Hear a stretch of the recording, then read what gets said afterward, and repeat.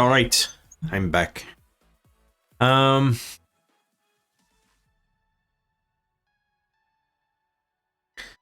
do we leave off? Okay, yeah. Okay, so I'm going to show you another important thing. Something that should always be here.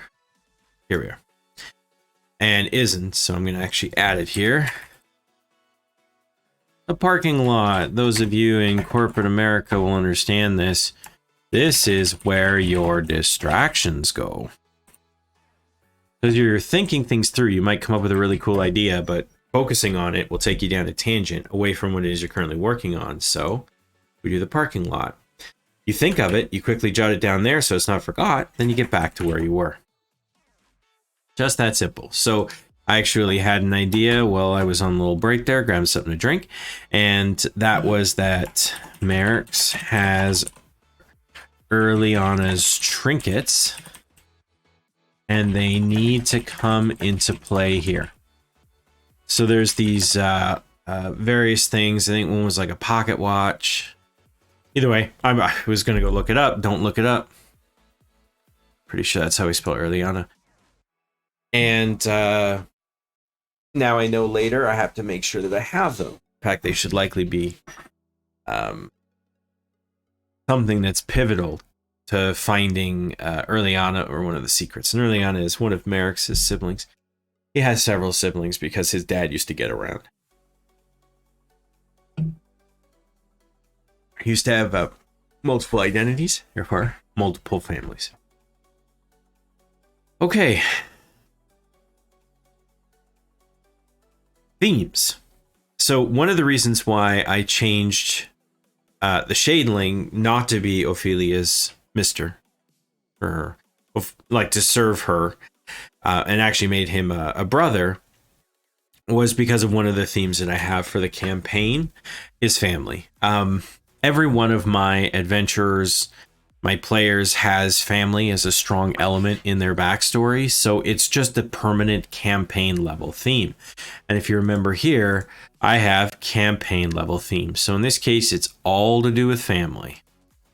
So family is a theme, which means everything I do here has to touch family in some way as a theme. I also have swords and guns. At first, I had a Western feel, which was really fun for the Titan West. It's something that's been well established in the lore. So I had to go with a Western feel. To ignore that Western feel would feel untrue to everything they knew about the Titan West so far. And since I was going to place it there, I had to make sure I had guns.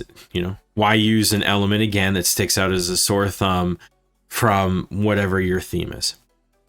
And so that's why I had to have guns, right? And I put here Titan West. Really, I don't need to have guns, but that is one of the things the Titan West is known for, is guns. So, yeah. However, my hero, my player, Maerx, whom this is all for, is a swordsmaster. He has a legendary, powerful magic sword with an old god's essence trapped within it. And there's a whole story behind it. So he's also a sword fighter and a warlock. So I really wanted to focus on a theme that was relevant to him, so I went with swords. Obviously, we have the Titan West and guns and fortified. And then we got some of his personal backstory stuff, things that relate to the players. And since this is his arc, and I know he's a changeling, we're going to play into changeling, which means all these themes also have to be changeling in some way. I know we'll talk about this, because how can I really get every item to fit every single one of these themes? Well, I think, we actually can, but we'll talk about it. We'll look at it. Usually I have fewer themes. I try to keep it to 3, but we got a lot to get through here. And I mean, these are minimum things I'm going to need to do. The sword thing might be less important to him. I mean, it's supposed to be central to his character, but he's also fucked a dragon, is about to have Messiah children. He's a changeling. And there's something else that was really big too. So, I mean, he's just like got all these huge things going on.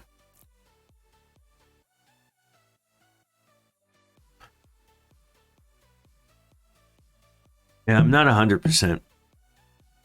The fortified is just because of the premise, right? Everything's on lockdown, but I don't think I actually have to say that's a theme. I know how people are going to be acting. I know what the defenses will be like. So Titan West, which should be guns. Swords. Do I really have to stick with swords? I think I do.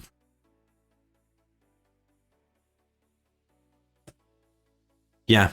Okay. See, this gets a little bit easier, right? Trying to find, fitting all those themes together. Already I'm thinking of a family sword gun heirloom. Okay, so now what I do from this point on is I make this, and then I make this, and then I make one minion, and one NPC, and then one location, one loot, one clue, and then one step on the midnight clock, and then I jump back up to minion, and I make the second one, and the second one, and the second one. Just that simple. And again, we're just on our first pass, which means we're just picking names and concepts. I'm not going to flesh it out. If there's a stat block required, I'm not looking that up right now.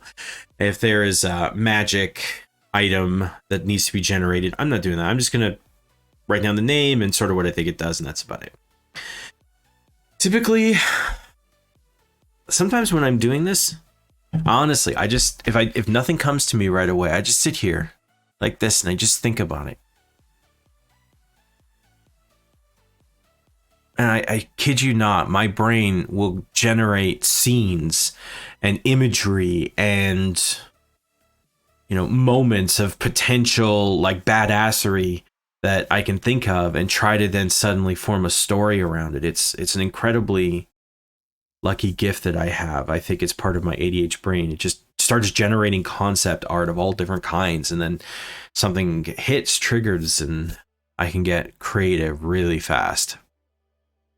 So I'm trying to think here exactly what the deal is. He's aware of Ophelia and of the Shadeling, and that they've attacked him. He thinks that it might have something to do with his father, but he doesn't know what per se. So him going there is to finally get the answers about his past. So my hook, I'm trying to think about what that hook would be in this case, because he's going when he's ready. Typically, when I do an adventure that requires someone to travel, something will happen wherever they currently are. Then that will trigger them to travel and go to the other place. Here, it's almost like I'm just waiting for him to travel. And it feels kind of silly because typically I would be generating all of the travel stuff with the adventure, but in my mind, the adventure doesn't start until the hook, the opening scene. If the opening scene doesn't happen overseas or away from the location, then it happens on site, which means I don't generate the travel stuff. I know it's a small distinction, but it's like the basic on wheels framework for entering this adventure. Everything else can be as they wish. But what really cool thing would happen? I mean, I could just have somebody sent out to try to kill them, right? But because, obviously Maerx needs to be dead. In fact, the whole diamond need to be dead in order to protect the the prophecy from happening where Ophelia has witnessed the death of her and her cult. Pretty simple premise. Not a lot to think about. I don't think we need to. He just needs to discover his history, and he needs to have a lot of really cool fucking fight scenes. His character is OP. It's built around combat, so I'm going to give him every opportunity. You know what?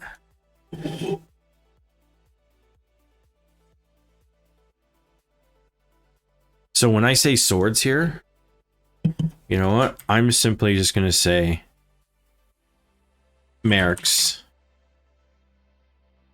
Every opportunity. No, I don't know if that's a theme.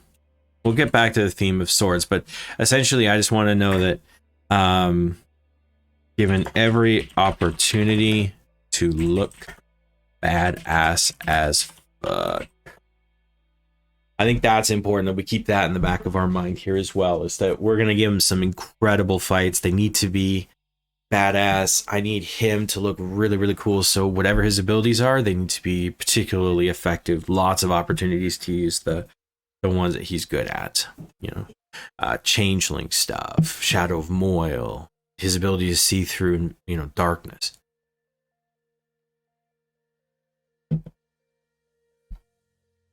Okay.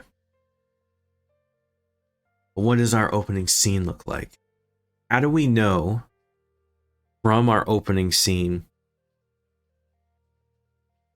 that we've shifted into a new story? That something is beginning.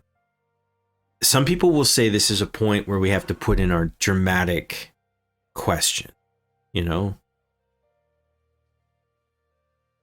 But essentially, the player should be able to summarize what the adventure is going to be about from this particular scene. If that doesn't happen, we've done a bad job communicating what's going on. So they need to know Ophelia and the Shadeling, family to the dead Ordo, which is also a callback. Probably be one of the NPCs. Ordo was a Sphinx from their first campaign who died. But he started an organization. They were called the Order of the Black Powder, and they were the first gunslingers. And they served him, Ordo. He started them and they served him. They believed in his benevolent plans, and he died, and the Order persisted beyond his death. But I'm thinking there were other Sphinxes, and perhaps they weren't as good as Ordo, and they had twisted the Order of the Black Powder into something new. And now they're this gunslinger army under the thrall of these Sphinxes. And in the Titan West, which is a human, but 50 years ago conquered by dwarves, and now an amalgamation of the two societies. It's human Wild West meets dwarf stonework, ingenuity, and hard work. And the society gets along quite well. It's vibrant. The best aspects of humanity and the best aspects of dwarfanity come together, become something young, fresh, revitalized from the ancient and kind of graying dwarf race that conquered them. This new type of dwarf, separate from where they came in the Dread Halls, is young and ambitious now. Fresh human blood coursing through its veins as well. Lots of half dwarf, although still looking primarily dwarf or human in stature. I'm sorry, I'm just getting down those tangents, right? And I'm trying to catch you up a little bit in case you don't know my story about what we mean when we talk about Titan West. As it's specifically dwarves too. I know, right? Because Titan West is such a packed concept now that's been talked about, and I know it's human and dwarves, and it's the history of them as well, because there's lore about their first wars, and I know all the wars that the dwarves were in since the beginning of time. And ironically, the dwarves have lost every fight they ever fought. The only ones they win are the ones where they're defenders, but anytime they pick a fight, they lose. And this is the first time they won when they picked a fight. Well, didn't pick a fight. They weren't defending themselves from an aggressor, but they invaded that aggressor and took them down and built something beautiful out of it. Now there's a schism. The new Titan West is young and ambitious and hot-headed, and they're still technically a part of the old ancient dwarf race from the Titan Dread Halls under King Alric. The Titan West wants to go and spread and seize life, whereas they're all contemplative and slow to consider. They're ponderous, and so there's some tension and potential succession that may happen into an independent state for the Titan West.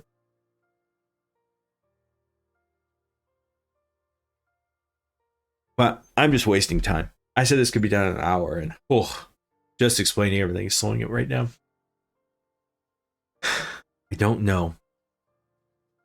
Because I need to communicate all that in one encounter. Usually, to do something that complicated,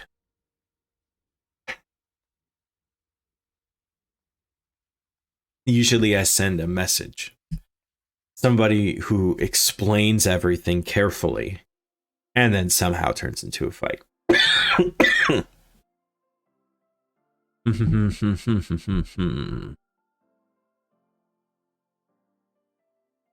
Yeah, it's weird because presumably he could just go whenever he wants.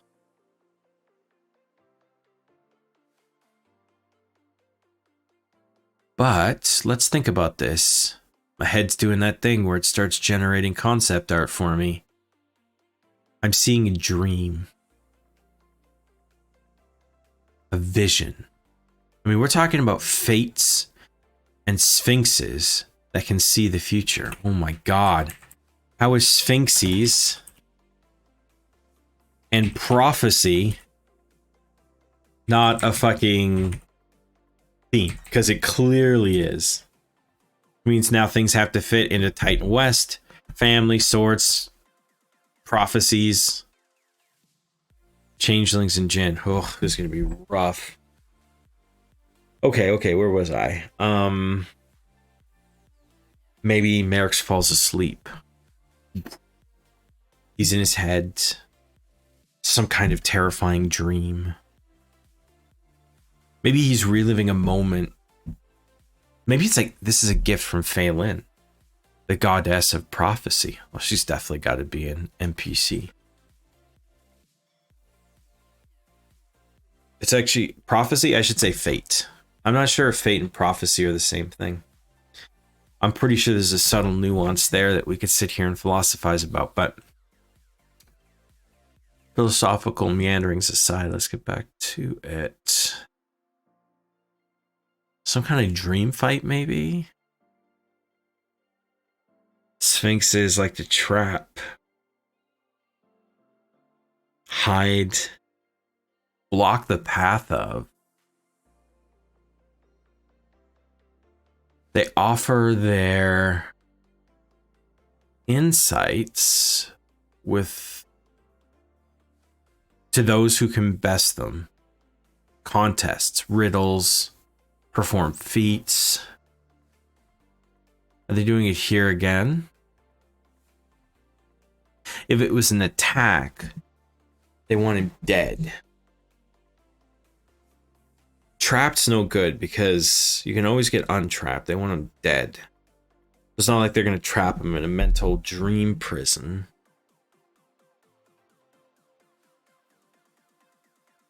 They would prefer to kill him where he is instead of drawing him to them. Send assassins, I suppose. Maybe even dream assassins. Like hags, but I think we're pulling away from our themes then.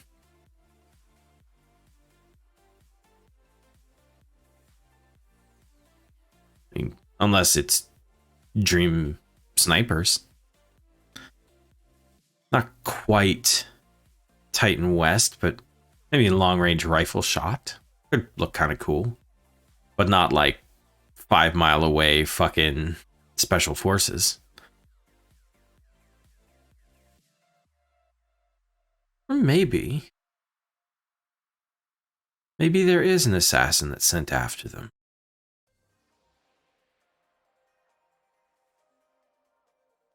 A sniper shot. A sniper. A single assassin hunting Maerx in Havel, his hometown. Hopping from rooftop to rooftop. Titan Wester, that means half dwarf. Got a duster. Titan West hat, which isn't a cowboy hat, but is wide brimmed, likely leather. Okay. I think he's probably like one of the cult members. The Order of the Black Powder. Send one after him? Because they know he has to kill the whole group, the Diremen. Now, typically, a sniper shoots people to kill them. That's not a very great way to kill people in a fantasy setting with 1,000,000 hit points and...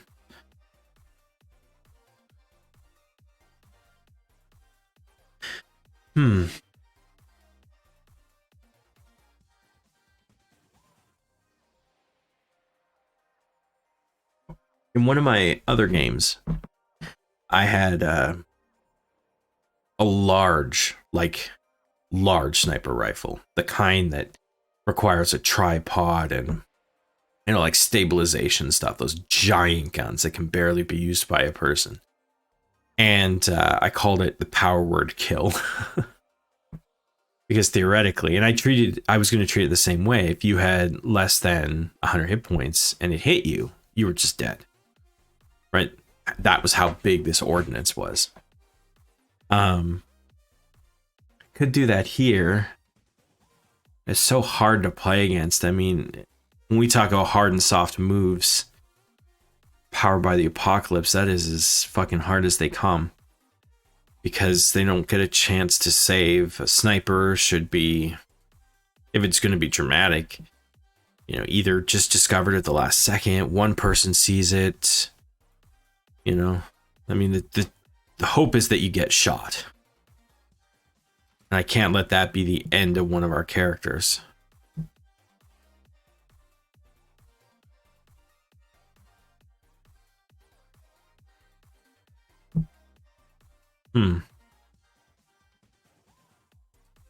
Because even if he did get the kill, he has to presume that they'll find him and give chase. He could be ready for it.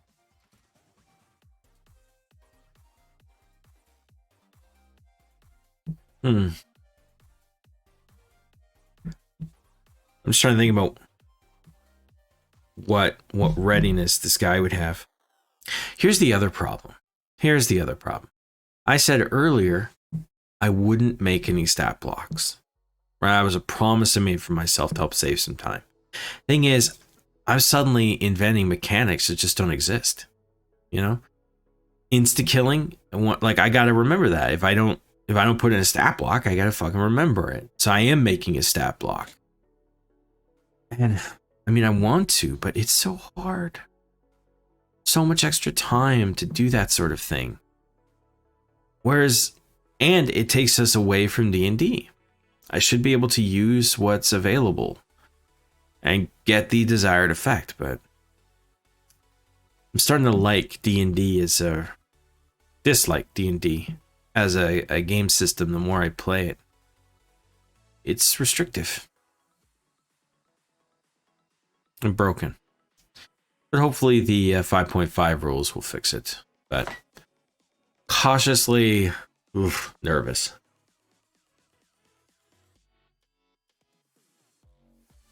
Okay.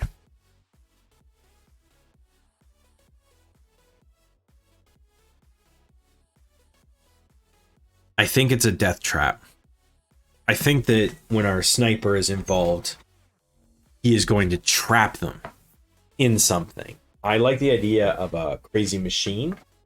Xanathar actually did some rules on complex traps, something like that. And they have to fight it off. I think that's pretty cool. I think it also fits with a Sphinx theme. And if I can somehow involve sand, I feel like, again, Sphinx and Titan West because it's in a desert. Titan West again because it has a Titan Wester with a gun. The sword. Sword ought to be an interesting one. I'm thinking that he should also be a swordsman. And I like the idea. Oh, family. There you go. I like the idea that this is Earliana. Again, he's actually faced Earliana once before under a different name. I actually have to look that up. And they defeated her there. And she's back again, but this time as this sword fighter. I should say sniper slash sword fighter. Ooh, I think maybe she will have purchased a sword. Just like Maerx's. Okay, this is perfect. This is perfect. Okay, so here is my opening scene, right? And we got a lot of things here, so I'm just going to start going theater of mind, Earliana, not disguised, in her... Ooh, we need a dwarf human name. So I like the idea of having a human first name and a dwarf last name, or a dwarf first name and a human last name, like Dorgon Smith or Mark Donhammer. I think I want to go Mark Donhammer.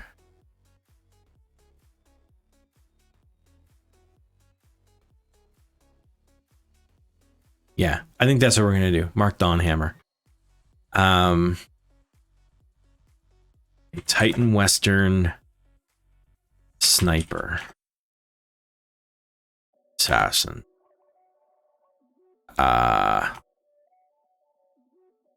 Traps the group in a death trap machine.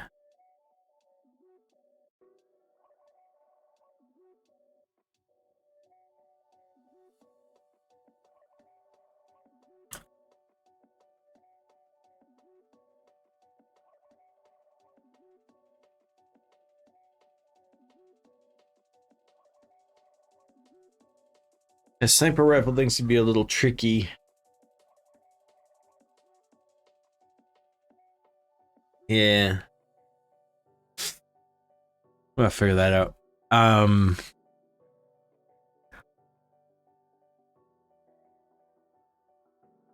So that's good.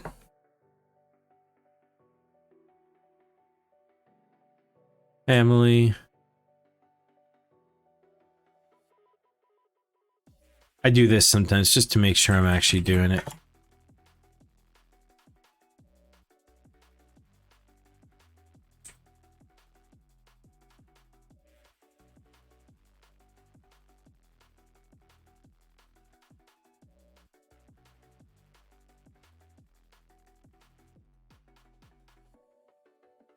Traveler's blade. This would be a sword. So it's the same blade. It's a clone of the blade that Maerx had.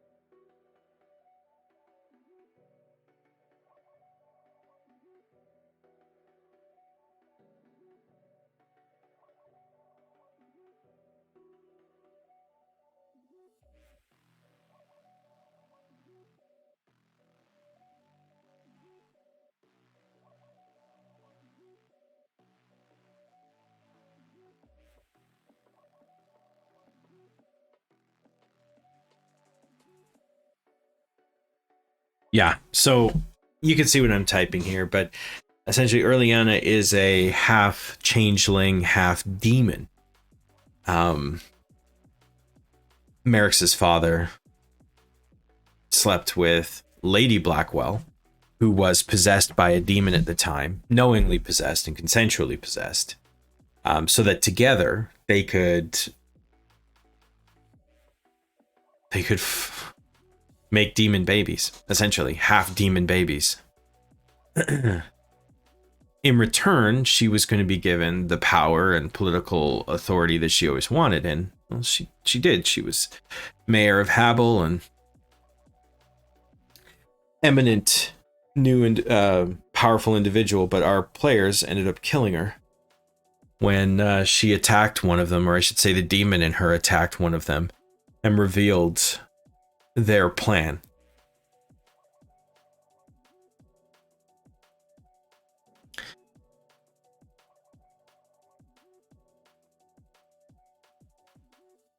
Okay, I like this. So they're caught in some kind of machine now.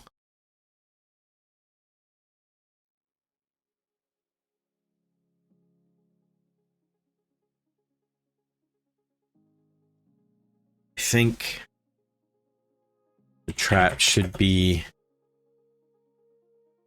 sands, I will say. Desert sands.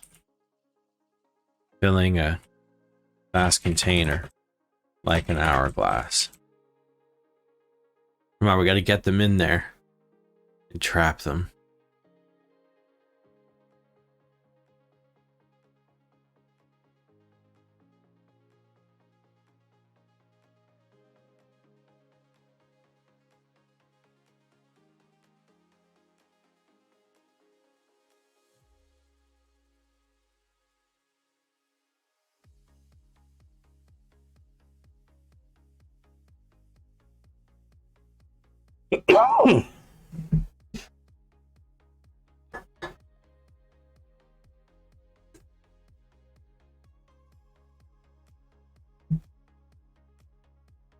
I think that's it.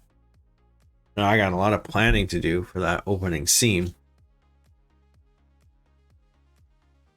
Like, where could they be? What's happened? How have I trapped them? But I feel like we got them all in that, all the themes.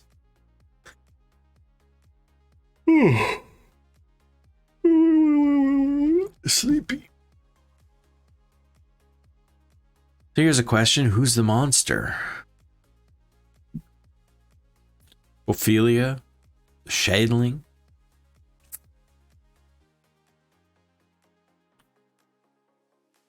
What are they doing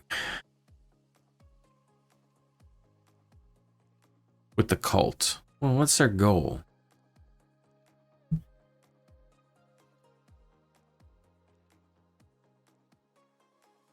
Why were the original Diremen trying to kill them? The Sphinxicles, that is.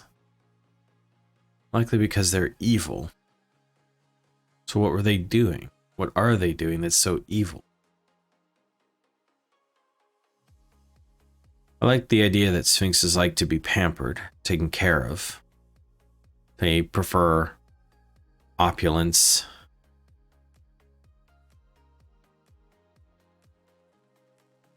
Success, profit, perhaps even business acumen.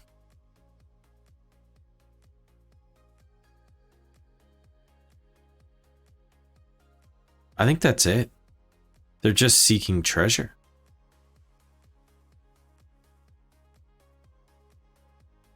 And comfort. Influence. But more self-centered than that. They don't want to run a nation, but a village, absolutely. Huh. So long as the Sphinxes are taken care of. Yeah, I think that's okay. I think that's fine.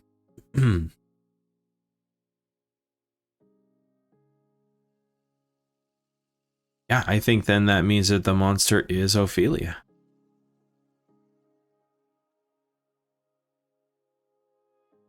Now, Ophelia will have her own impulse, goals, description, lore, stat blocks, just like all the others. In fact, I'm going to add that to the template.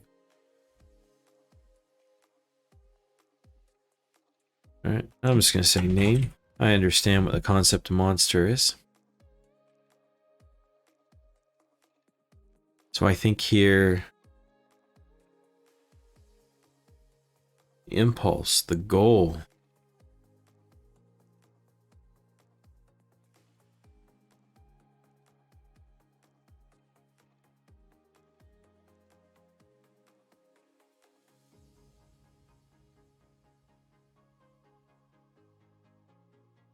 I mean, her.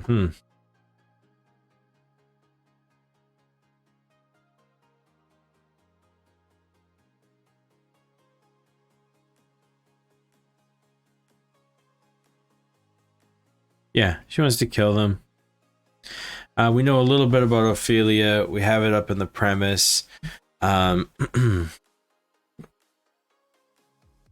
mad by her brothers,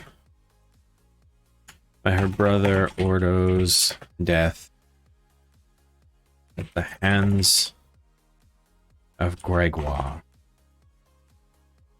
She has embraced primal sorcery.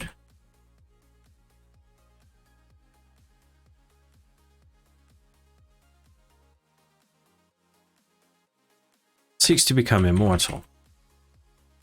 The only stumbling block to that mortal, I'm going to say unkillable. Indestructible. Undying.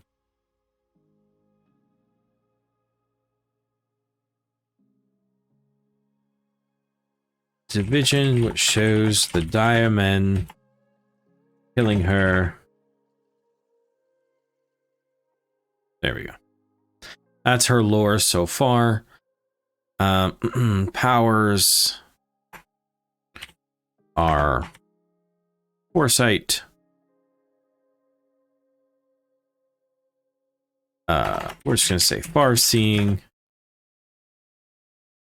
Or, you know, I say foresight, we go, let's go prophecy.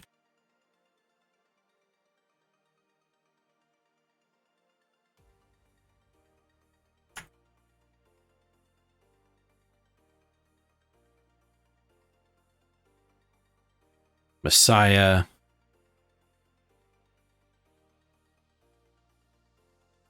She has the Messiah's army.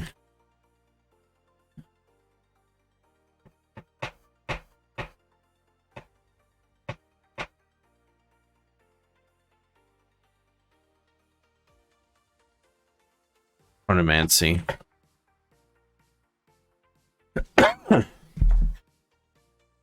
Okay, so again, we have to hit all of our themes whenever possible. So, Ophelia, well, she's literally a sphinx. She's got the power of prophecy, which is sphinx. Yeah, see, sphinx. Army, she's got that cult.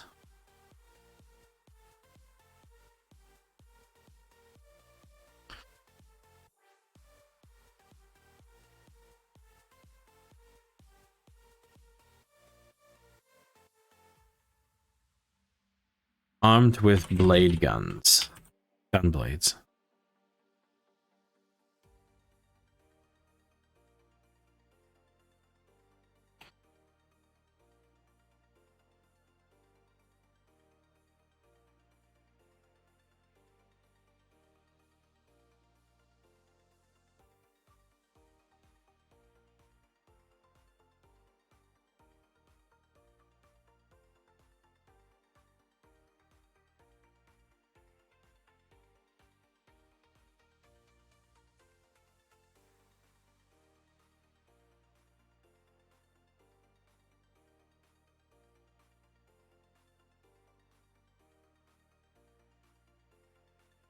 Okay, so we got sphinxes, we got Titan West, we got guns. They are all armed with swords.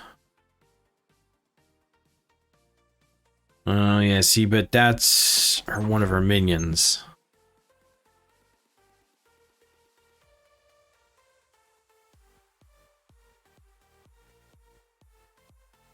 These sphinxes.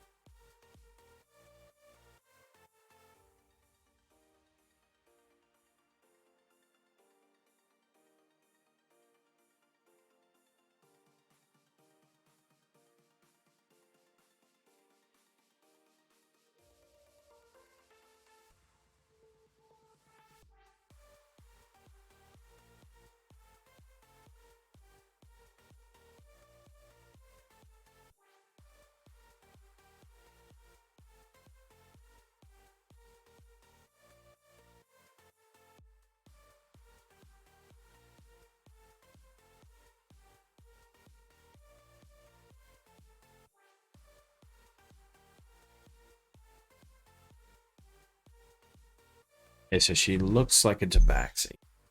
She's a sphinxical, though.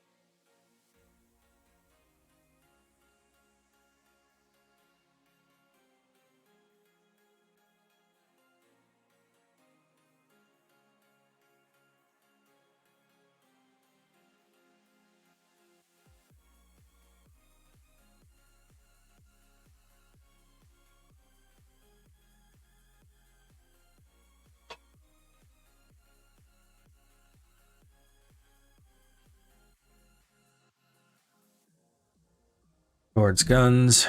We obviously got family.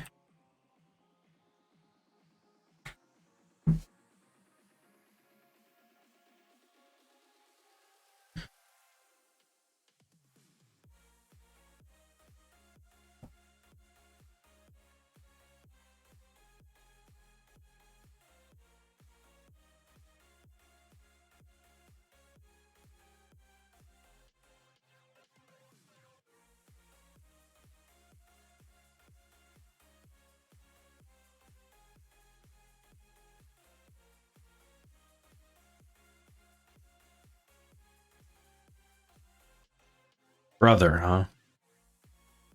That's not set in stone.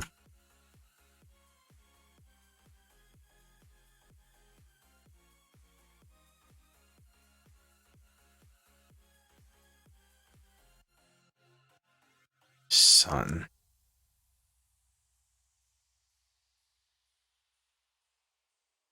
Here's why this is important.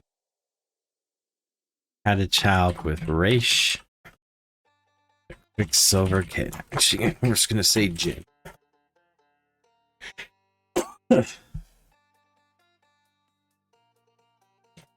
That makes the Shadeling half brother.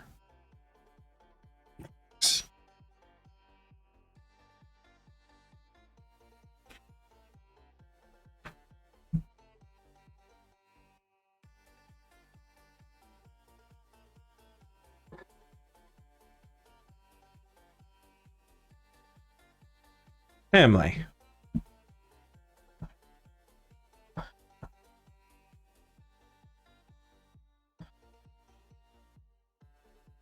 Titan West, guns, sphinxes, prophecy, family. Swords is a little weak.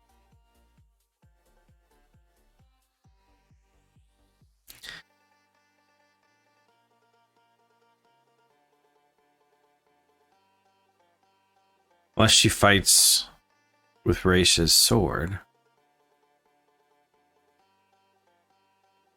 A Vorpal Katana.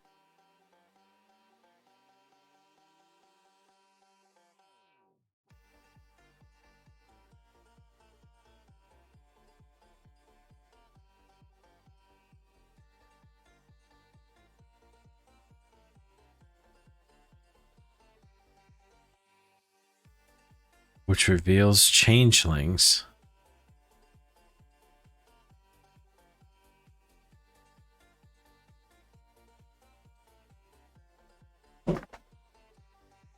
So that means now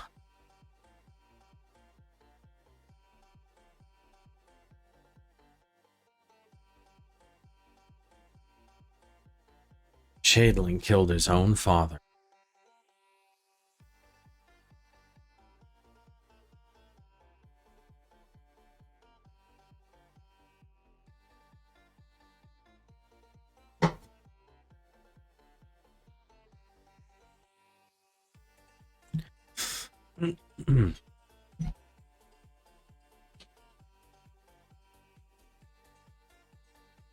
Wow, that is a really good start. Taking a little more than an hour though, unfortunately. So now we go through and we come up with the first of 10 minions. Well, we've already got some pretty good thoughts here. I think we're gonna go Shadeling.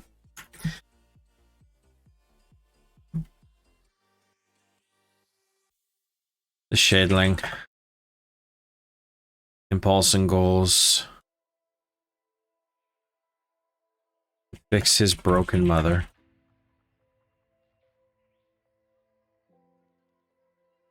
By enacting her revenge.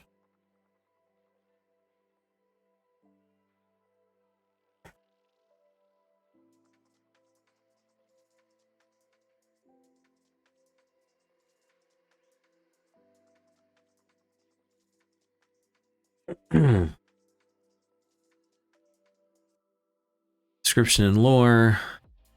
He is broken from his time trapped in Borgons.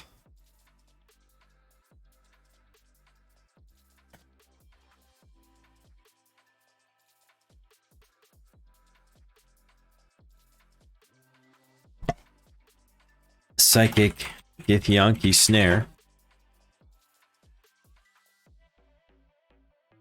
His mind is broken and addled.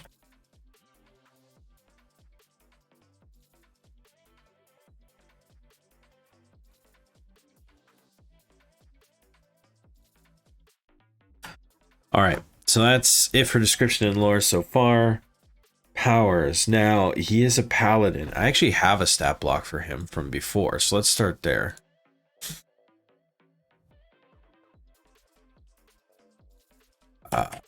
Shading. Yeah. Alright, large, lawful neutral, plate mail, tons of hit points, can fly. Strong, meh, good, super smart, super good, super good. Pretty decent skills. Immunity, no, resistance to non-magical attacks from regular weapons. You can't charm or frighten him. He can see true. Blind sight should be up here. Channel divinity. He's a paladin. +3. Cast light. Turn the unholy. Fiends are undead.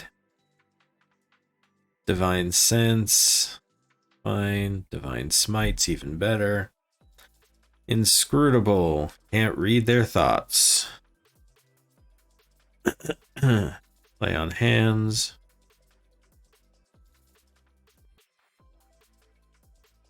Weapons are already magical, so this sacred weapon thing, that just lets you add +3. I think that's fine. That's still good. Ninth level spellcaster. Legend lore.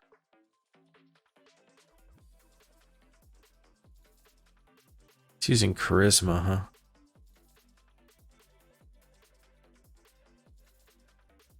Efficiency bonus. That should actually be +9. Did the math wrong.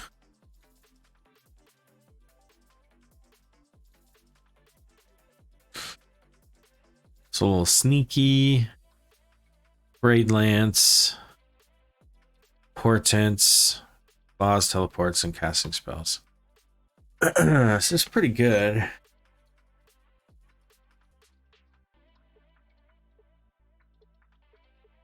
Yeah, I mean, we got him. He doesn't even need to be much stronger than that.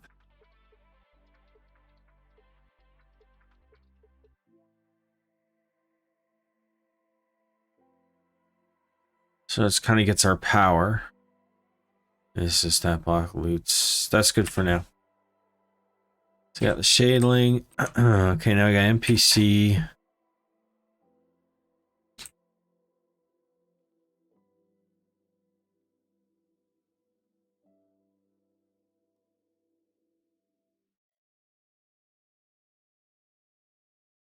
I think Phelan. Yeah. But she's not just the goddess of fate.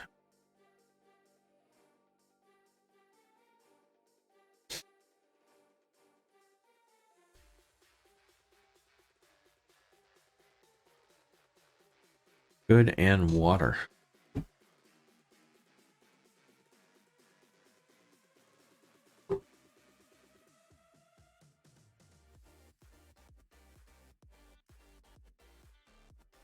Huh.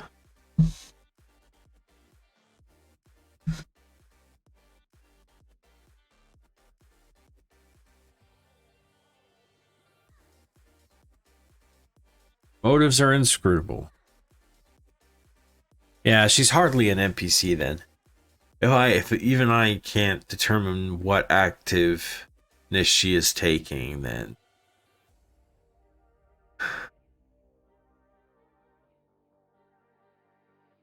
have any of them died?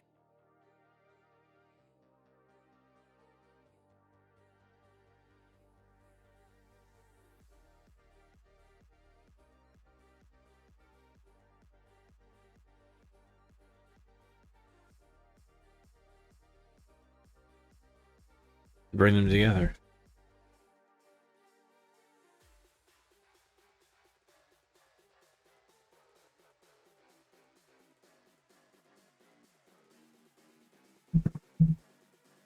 Okay. I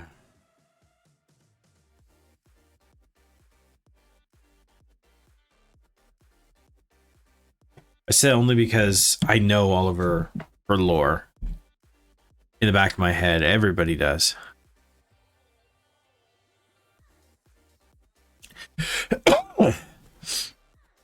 She doesn't get a stat block.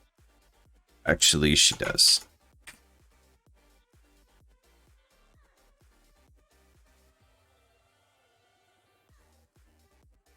She needs a complement of paladins, clerics, other religious assets. So she's not taking any activity herself, but she still has religious assets. They all do. So we kind of need to know who they are. Let's try this again. Homebrew. Did I put the stats in here? Yeah, I did.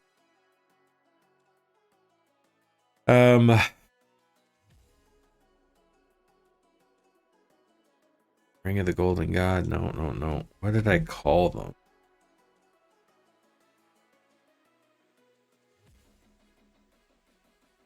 Oh, yes. McZeeb's Regalia. Remember this new thing called God Points. Generates God Points. God Points are divine manifestation of your followers' devotion and the celestial harmony your domain adds to the pantheon. Use your God Points to imbue the followers with divine power and to perform miracles. Each dawn, you accumulate 1d4 God Points. If you've done something to actively promote at least one of your domains, you gain 1 additional God Point for each domain you actively promoted in the previous day. Blam. So you get 1 to empower a cleric of up to 10th level for that day. 2 points if they're over level 10. 1 point per spell level to cast any spell from the cleric spell list. Yeah, so you had 9, you can cast Wish, right?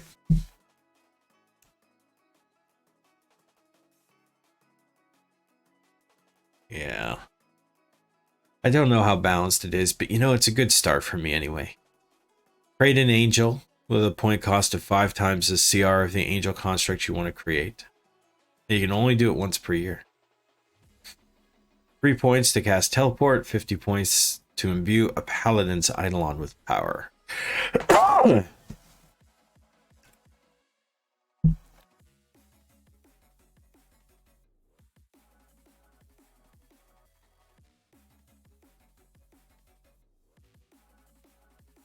Okay.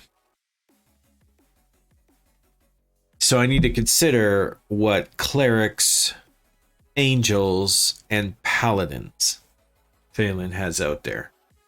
She's immobile, so I don't think she's casting any spells. I think the teleport spell, like it says cast the teleport spell. So I'm pretty sure D&D Beyond teleport spell, teleports, is a verbal and she's not speaking. She's not moving. So unless there's literally no components, I don't think she's doing it. Which means she is simply gifting eidolons and cleric abilities to people. And the question is, who are those people? And what do they do? Because that's the only influence she could take. Then we need to know who she sent. And then really, the NPC isn't Fei Lin, it's someone else.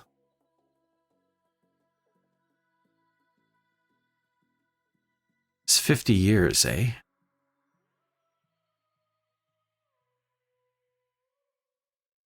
Well, there's a character that Fei Lin knew called Wax. He was a young tabaxi. This is only 50 years. He could be around as a middle-aged elderly man. But bringing him in serves none of our themes. Yeah, this family. He could be a sword fighter. Nothing about him is Titan West.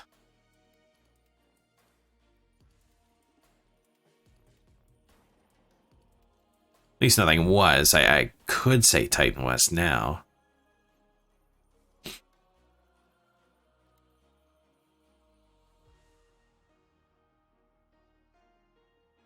A disciple of prophecy. He was a monk.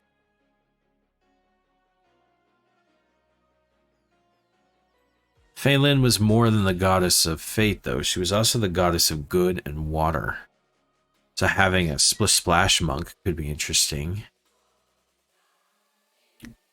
But not the theme. Not the theme.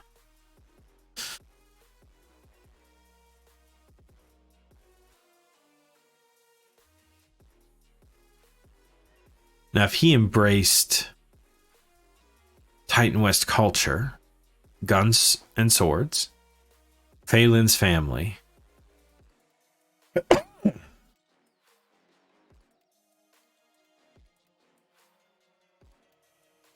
and sphinxes.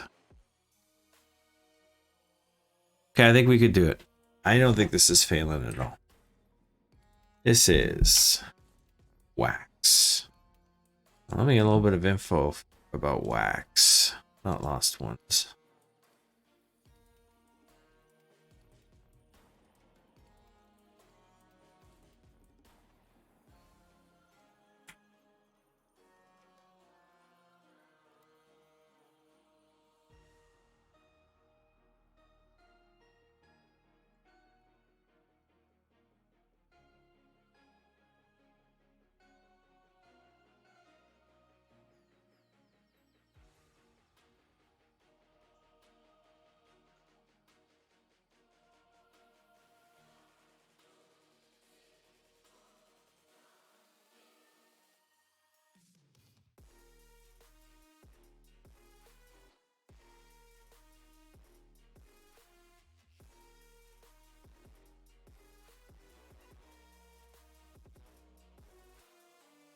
Oof. Definitely don't have it in the right place here.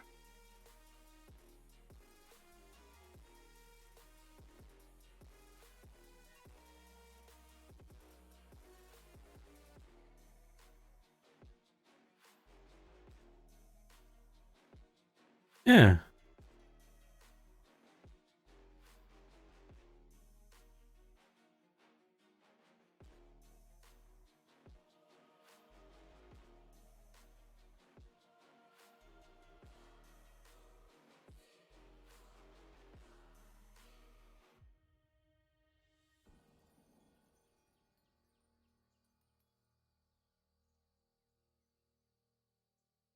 Okay. Ah, damn it.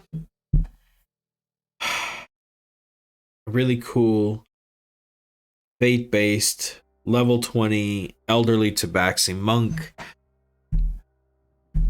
I mean, that's a custom stat block. That's a custom stat block.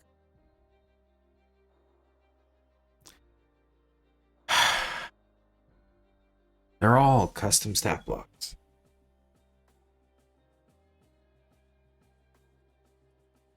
It's a problem, man. The game gets out of scope. Okay.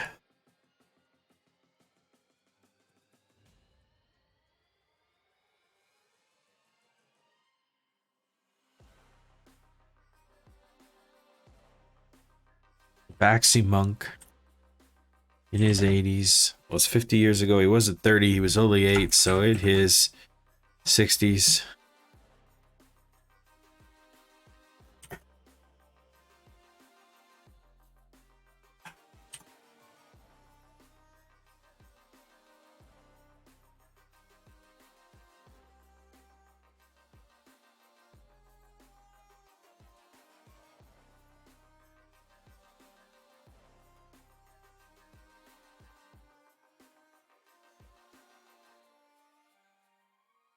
Martial artist.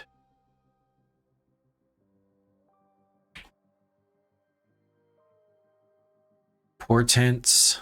Because that's a psychic thing or a divinity thing.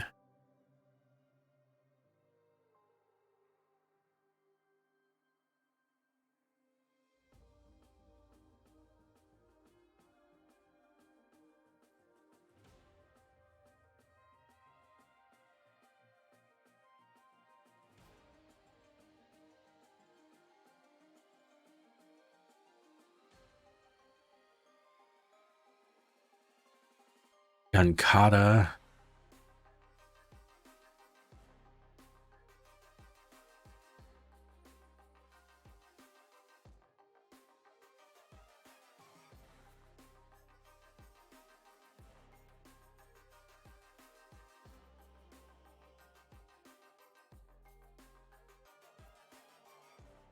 Family.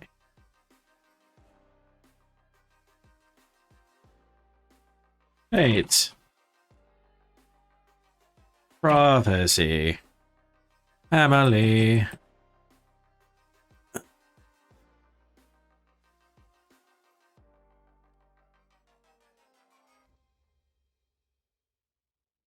Trying to come up with some really cool stuff there, but that's a really good start. That's a really good start.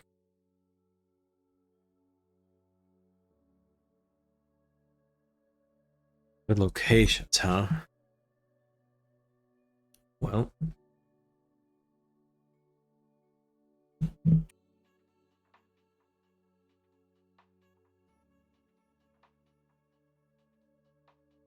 there's the town. Pistol Barrel City. A Titan Western town.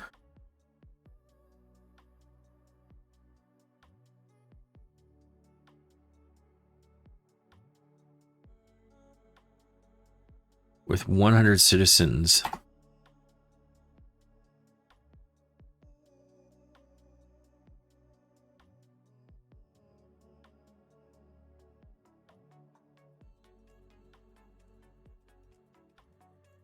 Titan West citizens.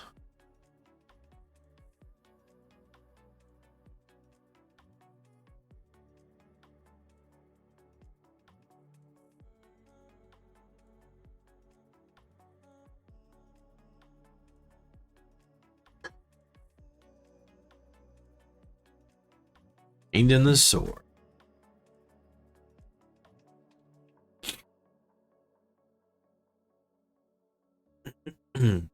Ooh.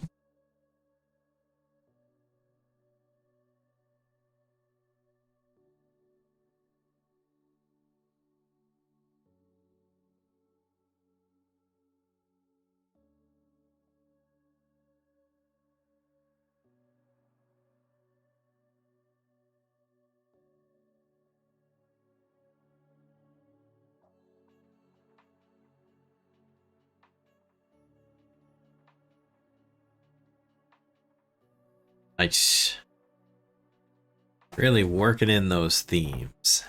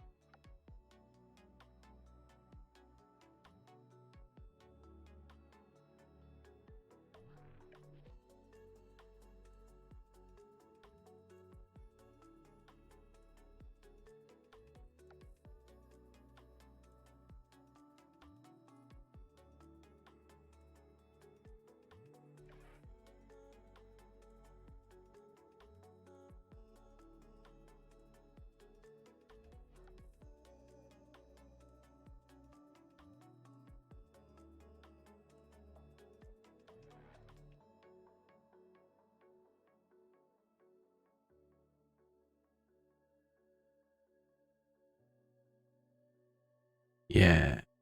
Yeah. That's Titan West. Stone. And ore.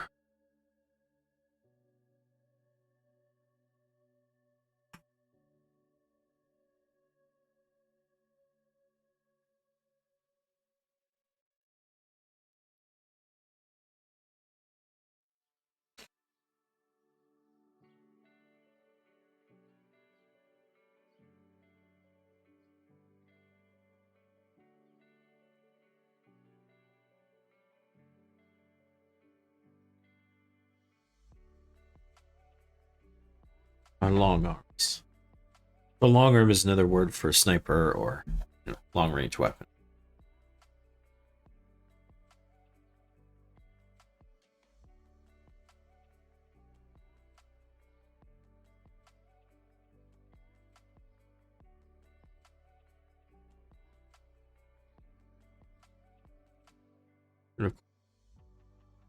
Yeah. I think that's good for now. We do some kind of loot.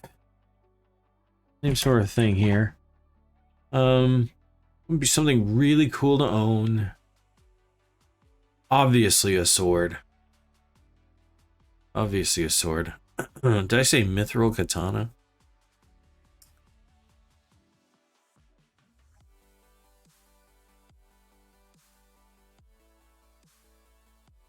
He already has a really cool sword though.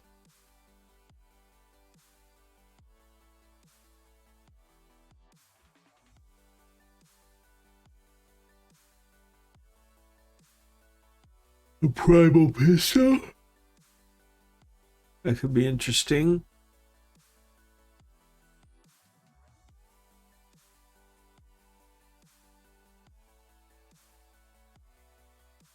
I like that. We'll go with the primal pistol. Hit shots.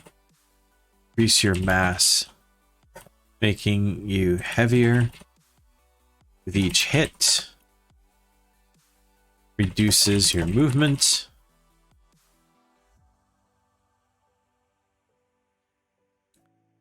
That's pretty cool. We still have themes. So the fact that it's a pistol gives me my Titan West, you know. It shoots, increasing your mass. It's like family. It's a dirty joke.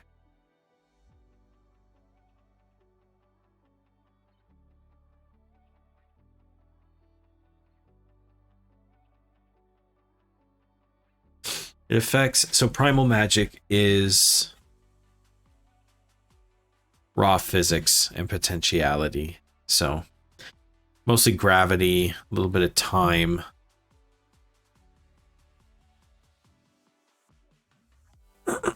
Mostly gravity. Just hyper dense when activated. And create. In fact, that's how Ordo died, which is Ophelia's brother. He was instantly crushed into about the size of a marble, thanks to this kind of primal magic.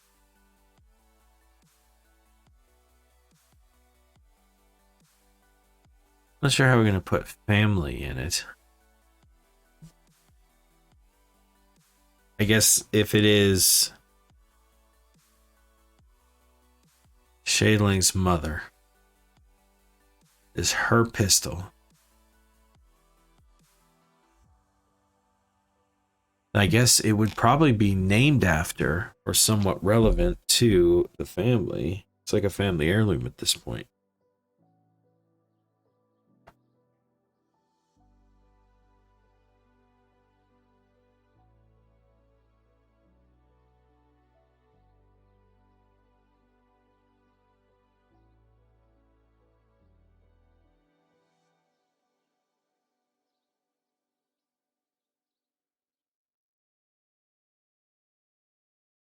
Okay, well, that means that wouldn't be Maerx.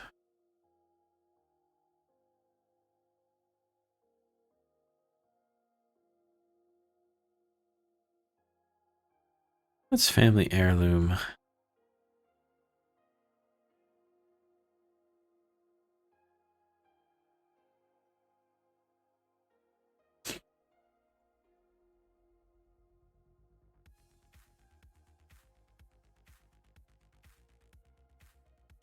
Okay, it was Ophelia's signature weapon used in the final battle. It's the diamond.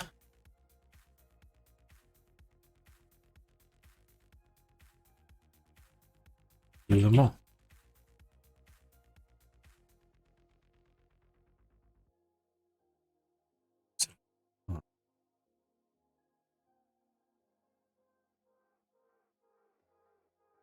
And who escape.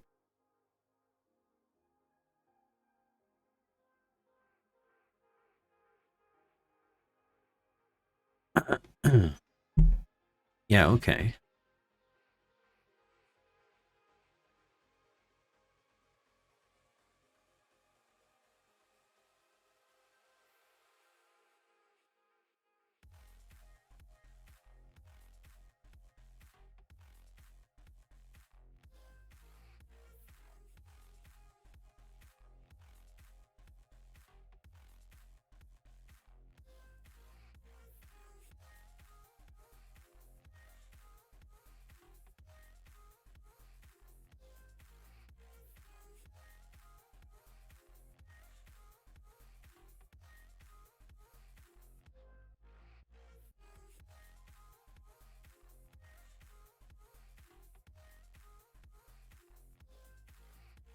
Yeah. All right, so obviously we got Titan West. It's a pistol.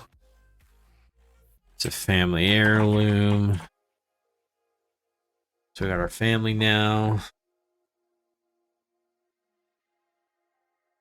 It's a gun. Prophecy, huh?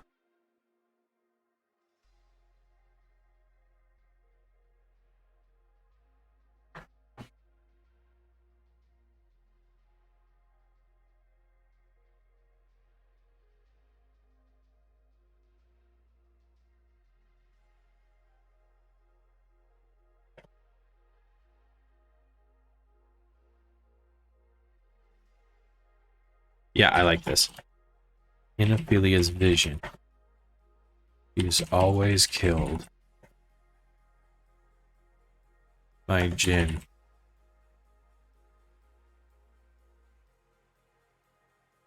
Wielding this pistol. Yeah. Yeah. I like that. So then we got ourselves prophecy. Okay. We also got ourselves Jin. We got ourselves changelings. Pull it off. You'd have to look like them.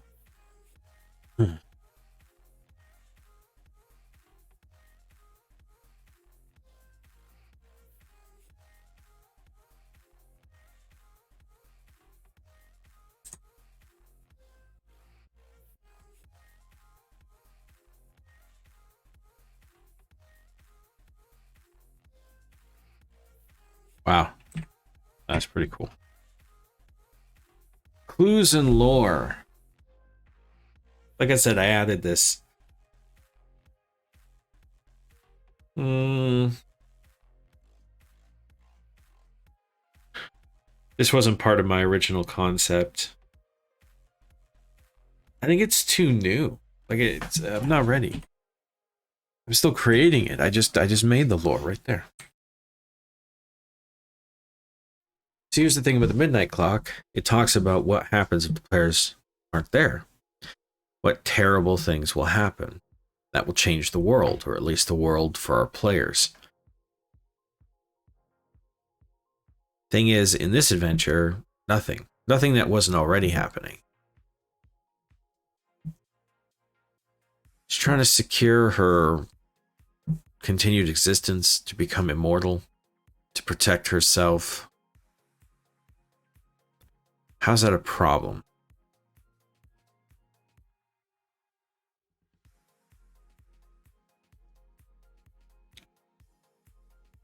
I think her paranoia is really her own downfall. I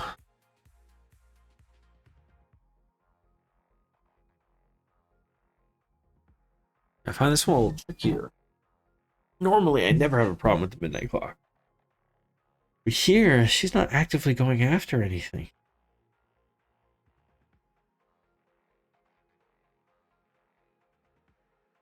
I guess it's all about what her plans are.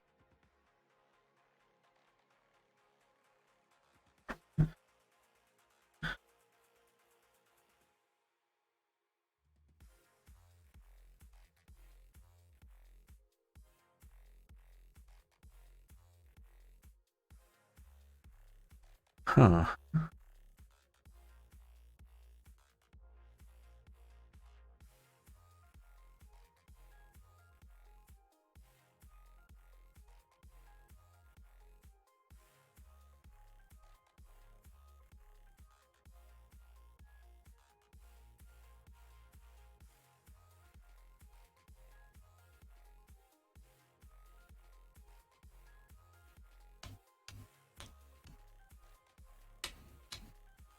Avarice, comfort, undying, just be immortal, live forever, never be killed. I think she just sounds like she wants to be a lich. Undead.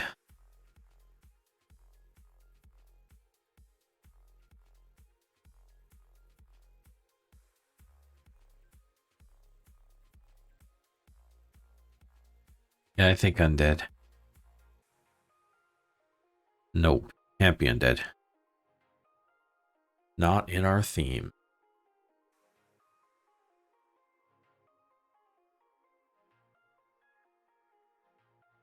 Prophecy.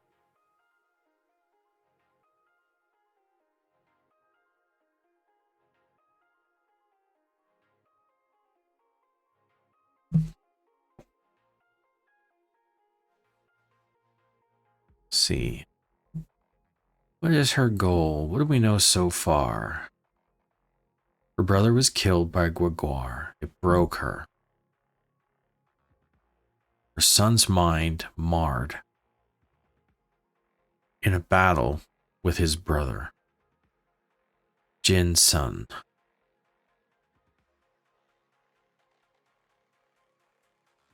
Sphinx and prophecy. Changeling. What is her goal? Does she want to go back in time and undo it? Save Ordo.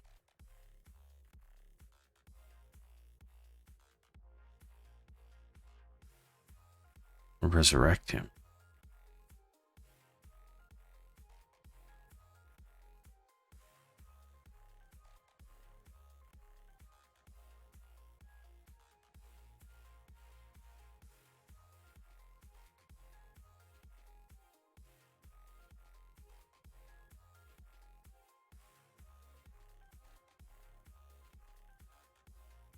She's got a primal pistol, a vorpal katana.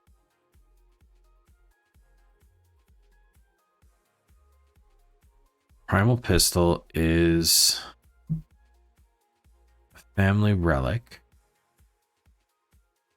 She's herself being killed.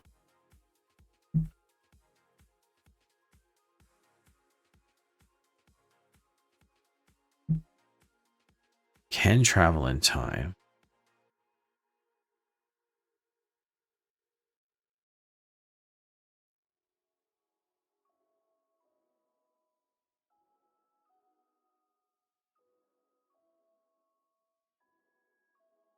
Prophecy and sphinxes could mean time travel, so that's not away from it.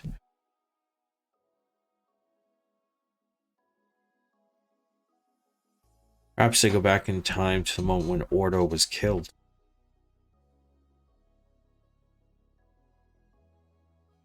And they save him.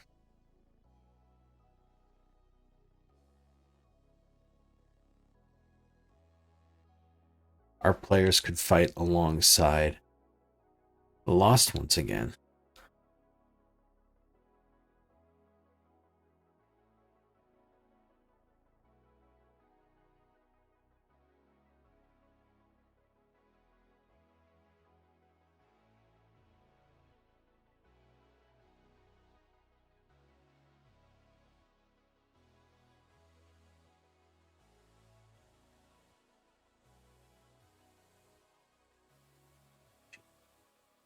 You okay?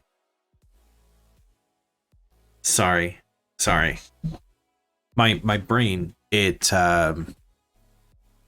puts together scenes, images, events.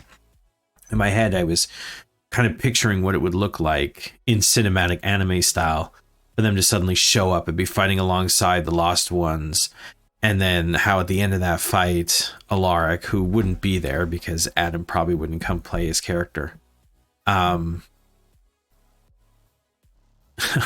First thing you'd ask after the fight, oh, where's... And I think I said Horatio, but his name was Hernandez, I believe.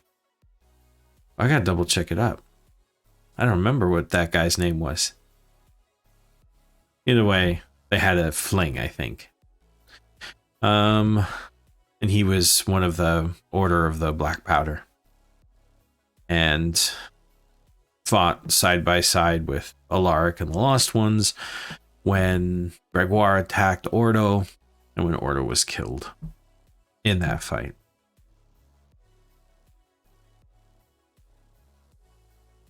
You can see Shalon as a young man. They can all see their previous characters, definitely family. I like that.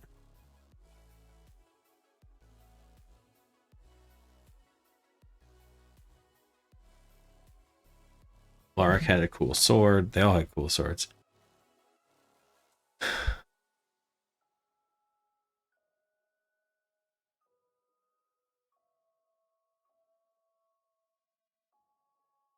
Why was I thinking about all that? I was thinking about all that because of a potential location or encounter.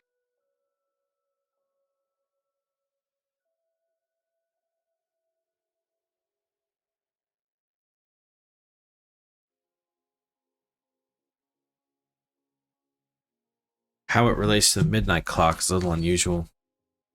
Let's get that up there before I lose it, because it was good stuff. Go back in time. Sign the lost ones. And defeat Gregoire before he can kill Ordo. Save Ordo. Fix the Shadeling. And Ophelia.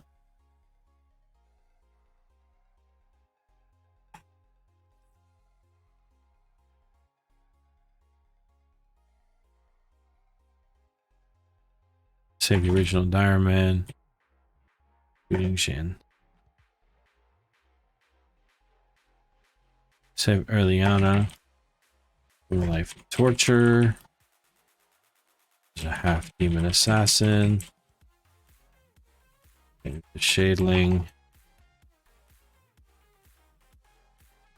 The trauma. The broken mama.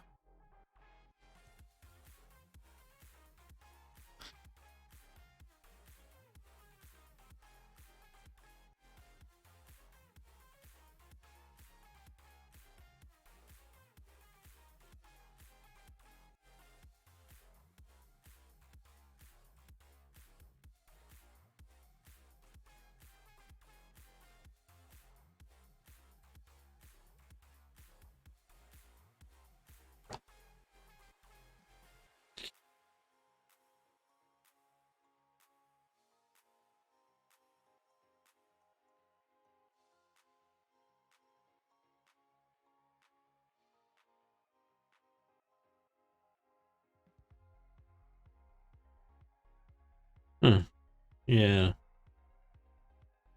I don't know what circumstances would lead him to going back in time to do all this, though.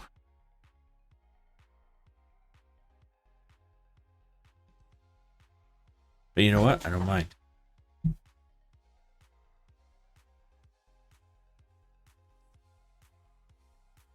That'll become one of the new locations. But as for what she's trying to accomplish right now, in order to do this, to go back in time, fight, what does she need?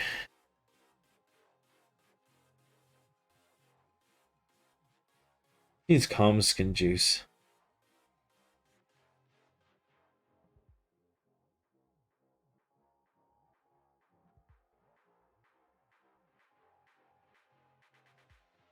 I actually know calm skin juice come from both flowers as well as... Oh, they need a fucking Sphinx's head. I forgot about that. What was head? Original time travel required Comiskin juice, a powerful spell, and spell reagent, a Sphinx's head.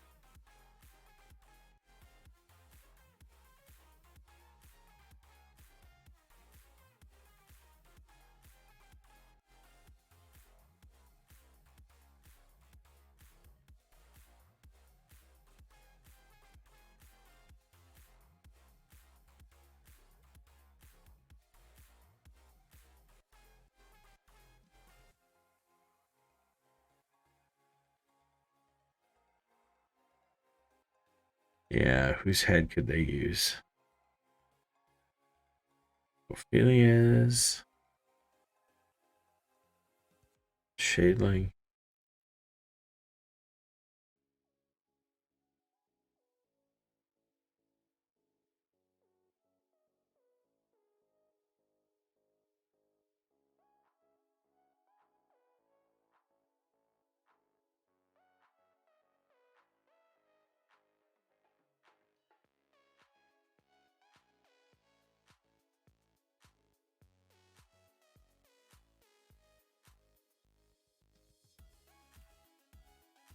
So yeah, step one, she needs Comiskin juice.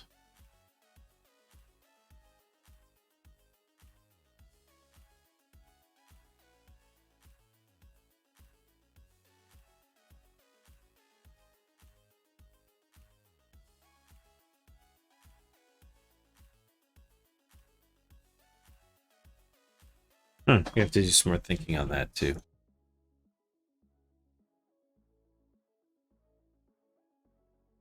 Okay. All right, well, we're back up to it. To our second minion. We had a Shadeling.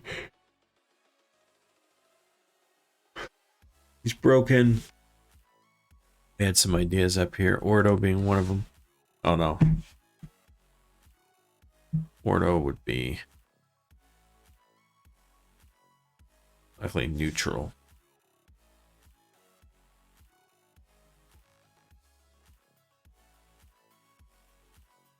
As would Gregoire.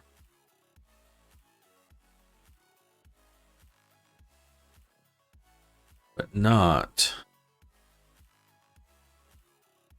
Liliana. Mark Donhammer.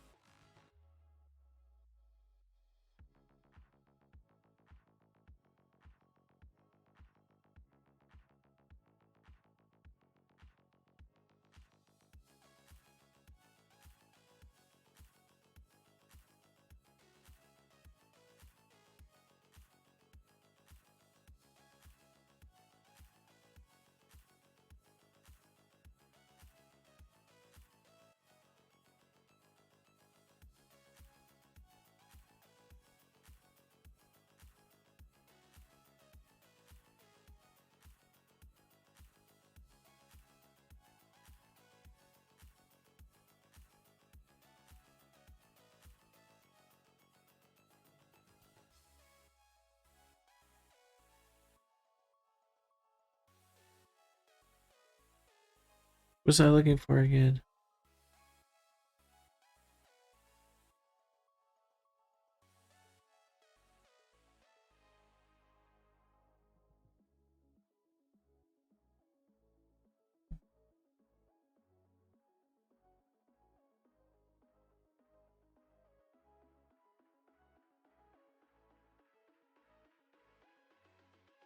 What was one of those?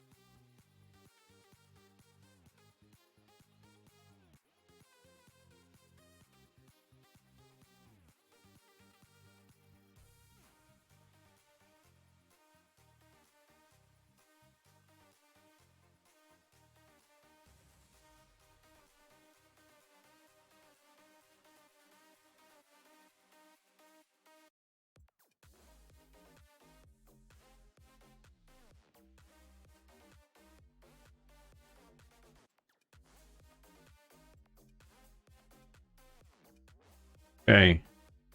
So again, we got ourselves Titan Western here.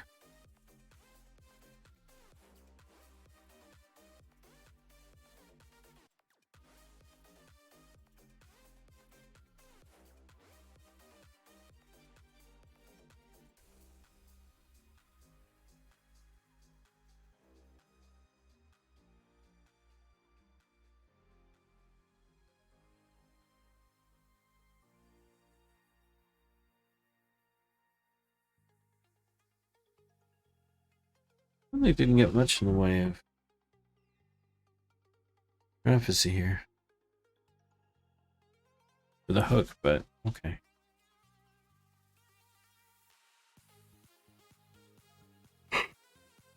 Yeah,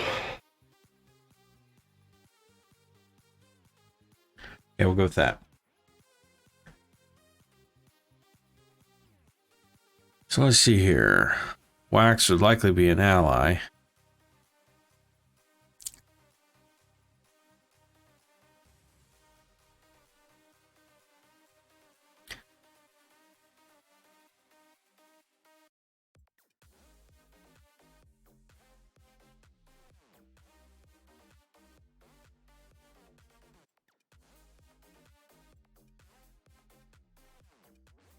Yeah, Ordo's head.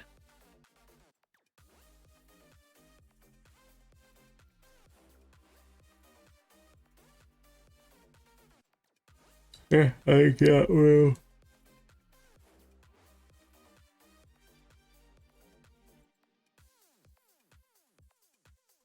Likely Gregoire. I'm just gonna throw it here.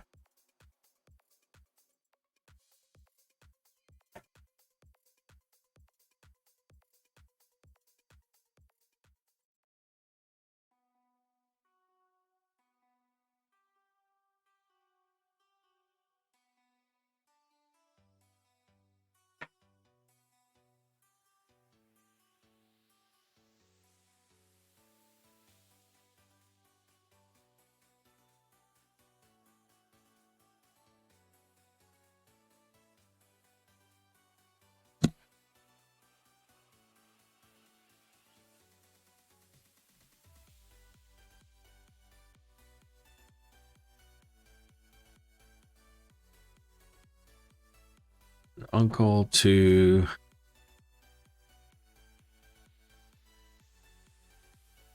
the Shadely.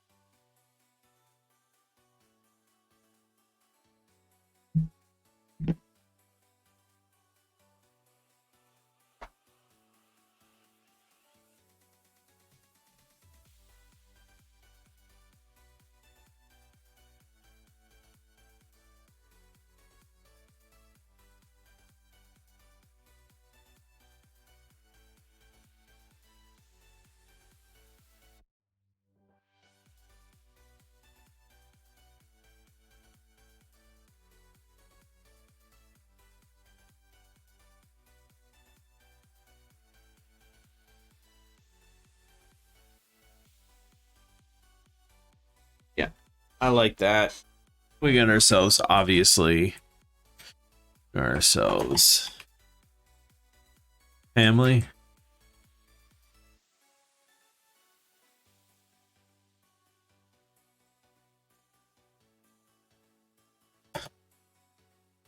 Sphinx. Prophecy. Prophecy.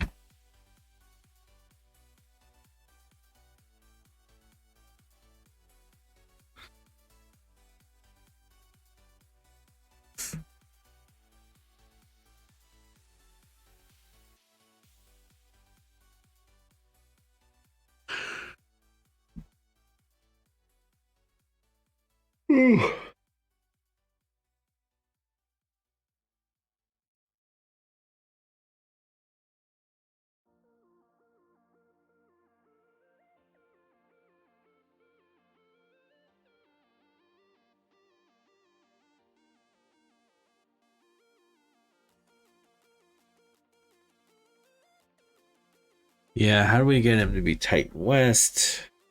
Swords, guns. It's a family and Sphinx over here.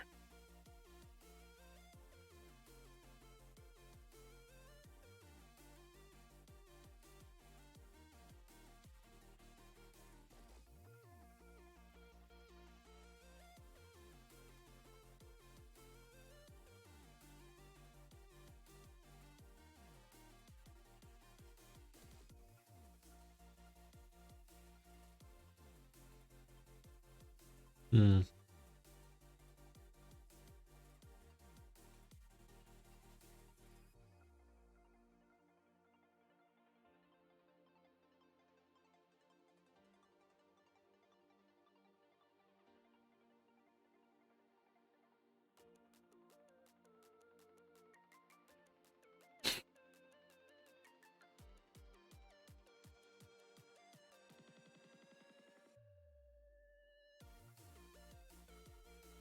Yeah, how are we gonna get just there?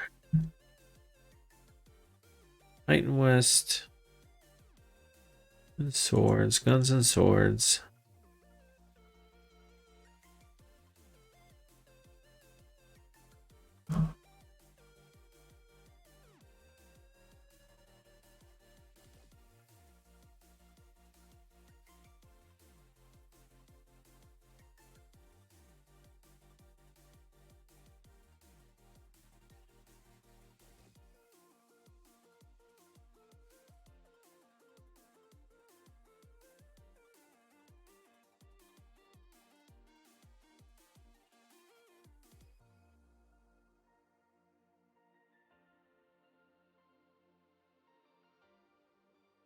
Then I see gun swords.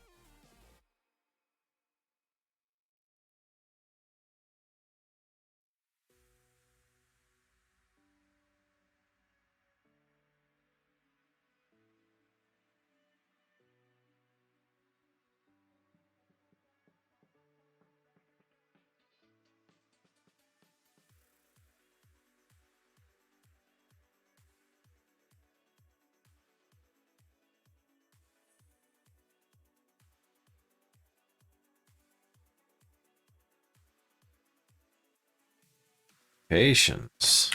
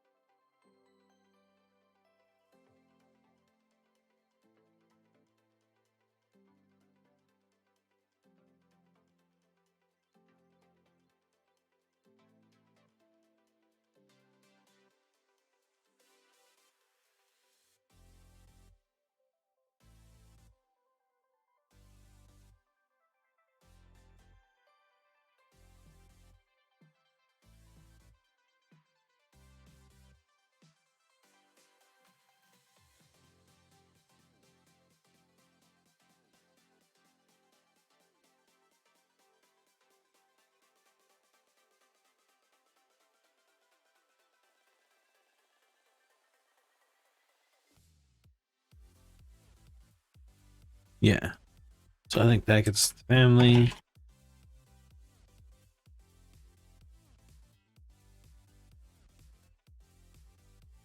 She's the matriarch.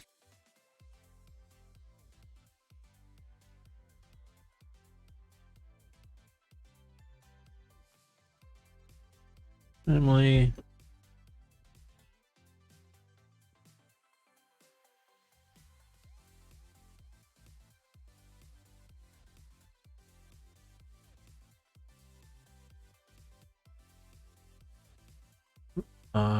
So guns. Yeah.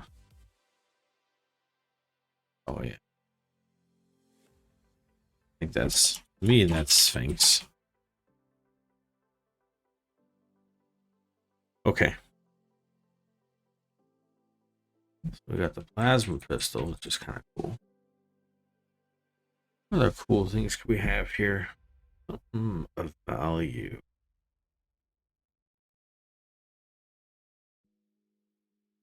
A massive gold statue.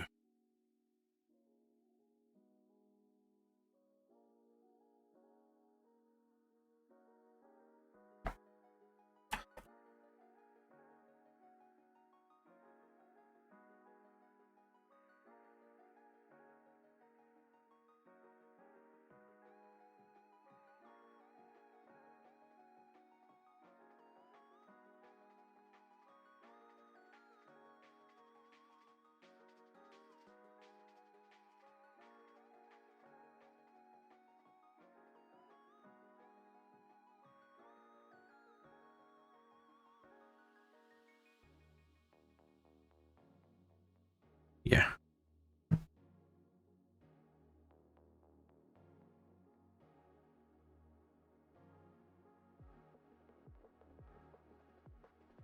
Yeah, it's just something a little different.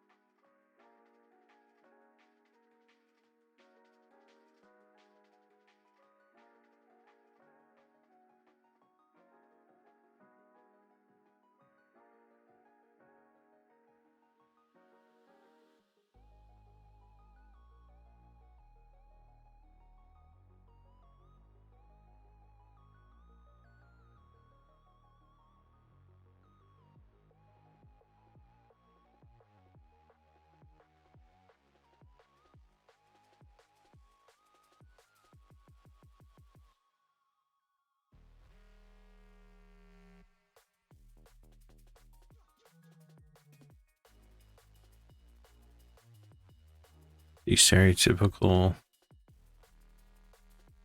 under common last name, Mithril Claw, Steel Snatcher. So we probably want with Don Hammer.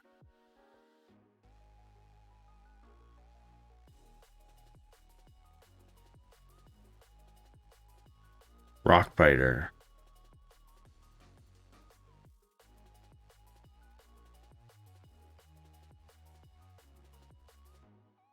Yeah, we'll go with Rockbiter.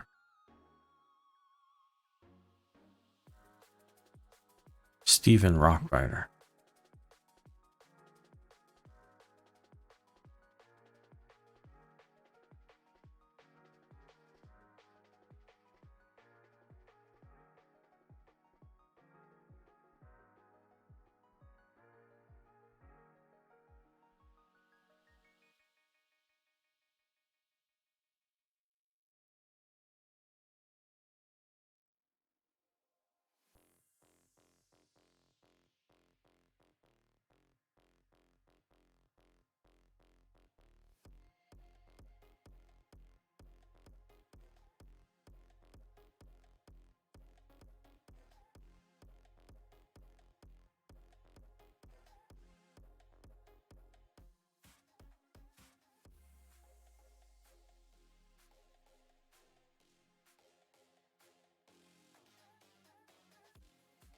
Gunpowder cutlass.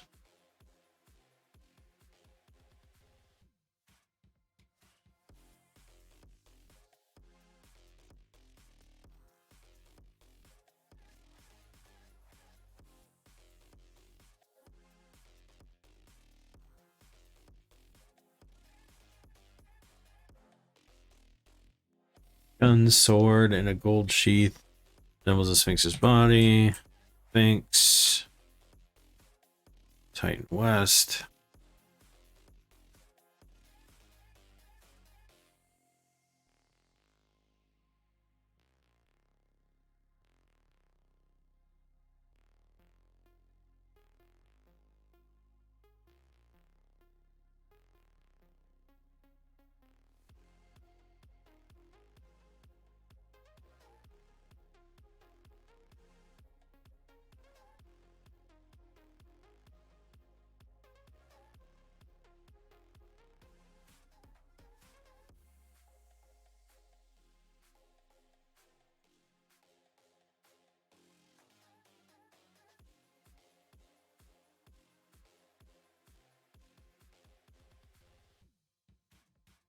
Where did I come up with a sword cane?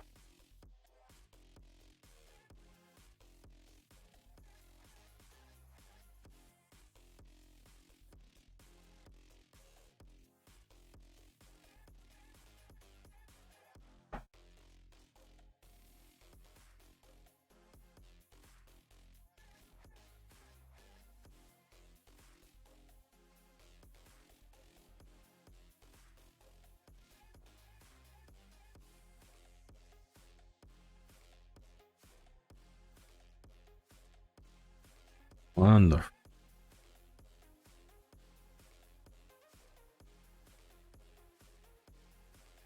I have family, swords, guns, sphinxy.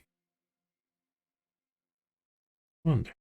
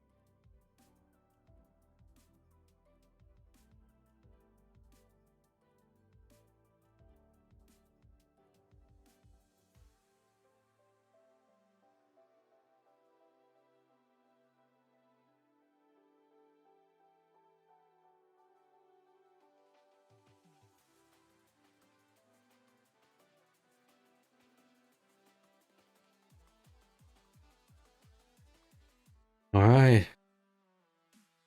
Another useful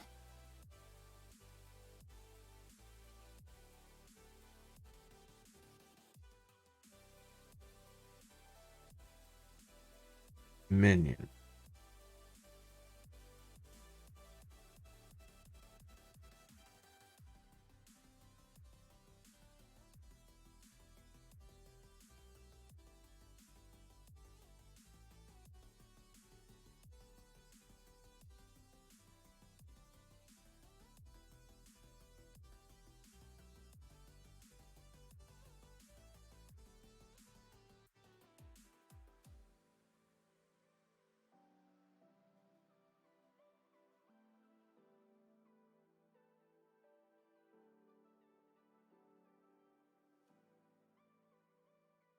I think just the militia.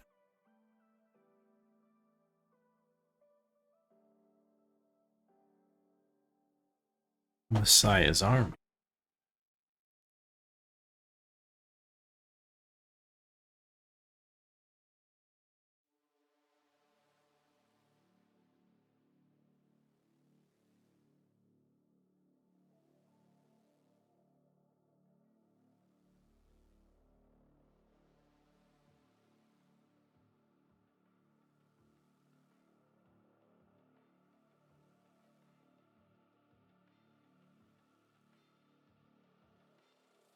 The people of the Titan West.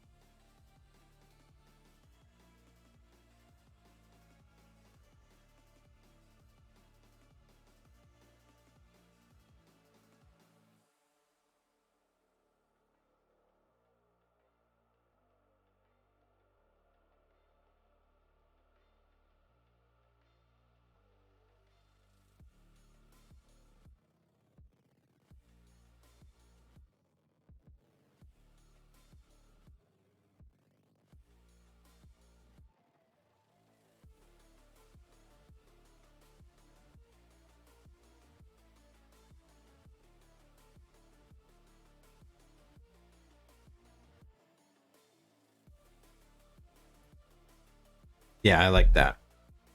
I like that. So obviously they work for Sphinx.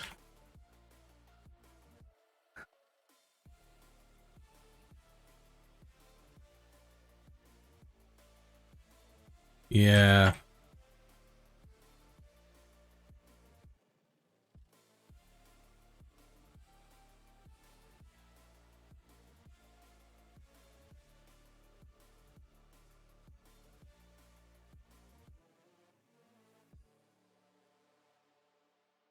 Gonna get something to drink.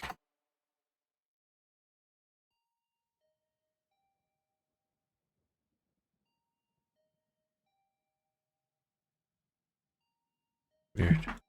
I'll be right back.